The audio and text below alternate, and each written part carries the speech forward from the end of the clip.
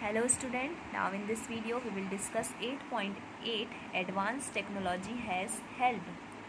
These days we are better protected in the early part of the last century. Coastal residents may have had less than a day to prepare or evacuate their homes from an oncoming cyclones. The world today is very different thanks to satellite and radars. A cyclone alert or cyclone watch is issued 48 hours in advance of any expected storm, and a cyclone warning is issued 24 hours in advance. The message is broadcast every hour or half hour when a cyclone is nearer the coast. Several national and international organizations cooperate to monitor the cyclone related disaster.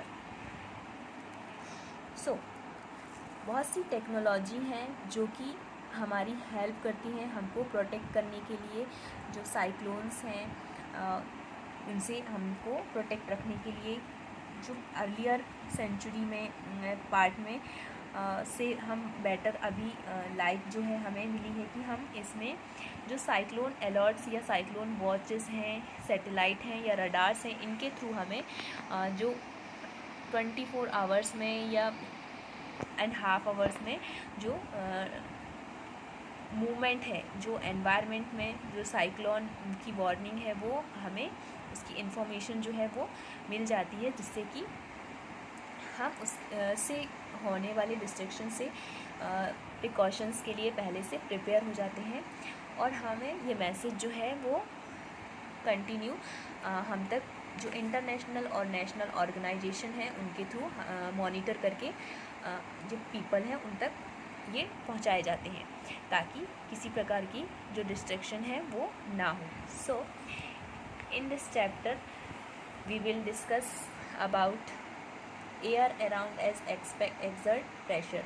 Air जो है वो अपने आसपास कुछ pressure को apply करता है.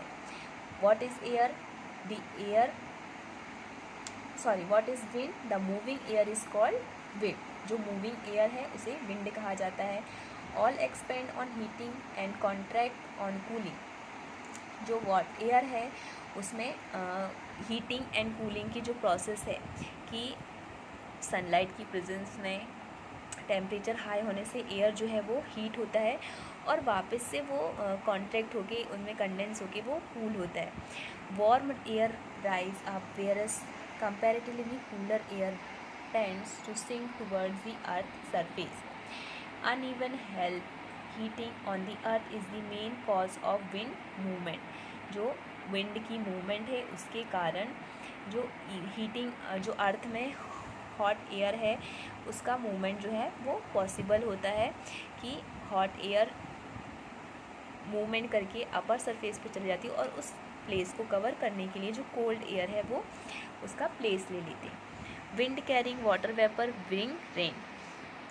जो रेन की प्रोसेस, रेन के होने की जो प्रोसेस है रेनफॉल होने की, वो किसके कारण होती है? विंड के साथ वाटर वेपर को कैरी करने के कारण जो ब्रिंग है वो पॉसिबल होती है. रेन फॉल जो है possible. High speed wind and air monitor cyclones with the help of advance technology like satellite and radars. So cyclones को मॉनिटर करने के लिए टेक्नोलॉजीज़ का डेवलपमेंट किया गया है, जैसे कि सैटेलाइट एंड रडार, जिससे हम कंटिन्यू मॉनिटरिंग कर सकते हैं कि साइक्लोन्स जो है उनका प्रोडक्शन या डेवलपमेंट जो है वो किस एरिया से किस डायरेक्शन से किस डायरेक्शन में उनका मूवमेंट हो सकता है, जिससे कि हम उससे प्रिकॉशंस जो है वो अप्लाई कर सकते हैं. Self help in the best help. Therefore, it is better to plan in advance and be ready with defense against any approaching cyclones. So, खुद से हम सेल्फ हेल्प करके अपनी साइक्लोन से अपना प्रिकॉशन जो है या डिस्ट्रैक्शन से हम उससे बच सकते हैं. The following flow chart will help you understand the phenomena that date formation of cloud and falling of rain and creation of storms and cyclones. So, इस चार्ट के थ्रू हम इजीली समझ सकते हैं difference of temperature between two regions. Set convection in air. Two different region में temperature के difference होने से एयर का जो मूवमेंट होता है वो पॉसिबल होता है।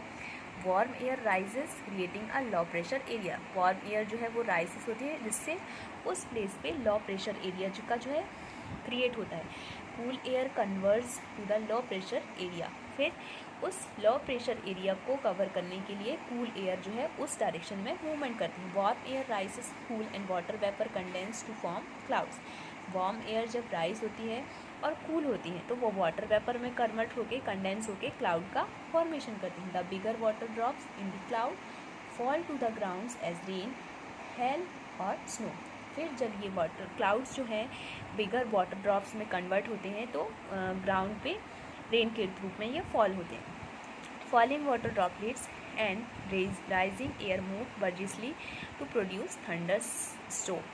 और जब ये वाटर ड्रॉपलेट्स नीचे की तरफ अर्थ में फॉल होते हैं और एयर की जो राइजिंग होती है, एयर जब ऊपर की तरफ मूवमेंट होती है तो दोनों के जब आपस में टकराते हैं तो थंडर स्टॉर्म्स का प्रोडक्शन करते हैं। Under certain weather condition storms में develop up to into cyclones. और जब ये इनमें विंड की स्पीड बहुत ही फास्ट होती है तब ये साइक्लोन्स का डेवलपमेंट करते हैं।